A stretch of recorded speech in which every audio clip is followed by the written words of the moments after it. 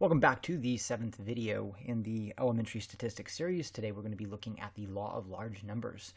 One of my favorite jokes with the law of large numbers actually was off the Big Bang Theory. Sheldon Cooper states, "This is what people who are unfamiliar with the law of large numbers call a coincidence." And it's, at least for me, it's pretty funny. But what the law of large numbers basically states is that as we increase the frequency of observations, the average tendency of data will move toward a distribution. This distribution can be expected, especially as we increase the number of observations. So, as a case in point, I've said in one of the previous videos earlier that about 80% of people or more in my area can't do one pull-up. I don't base that just off of, simple study, but even if I were to go out and poll more and more and more people, I would expect that tendency would continue.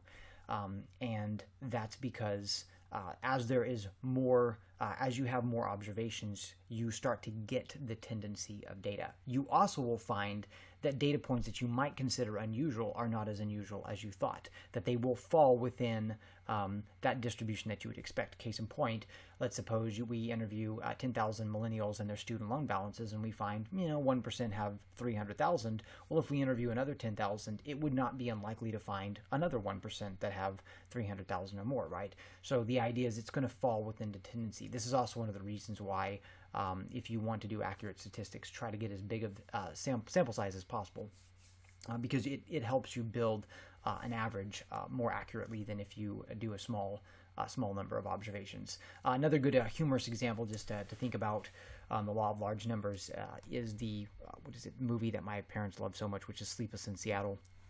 One of the stories, I think it's the girls explaining how the guy and the girl met, and she's talking about how there's all these decisions and it's just so unlikely that she meets this guy. I think he orders the same sandwich or something like that.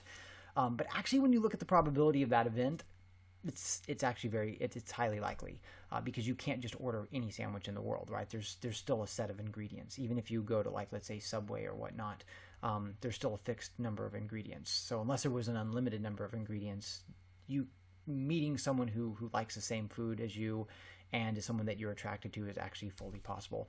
Another one that I like as well is the two guys are talking, and one of the guys is giving the other guy advice, and the one guy he's a widower, so he's getting back into the dating scene, and he states the phrase, "Oh, right now I'm just assembling no's," right?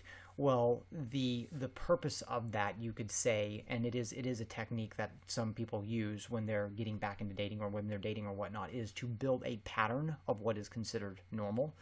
And so what you do is you increase the frequency of the way he reframes that is assembling no's, which is pretty funny.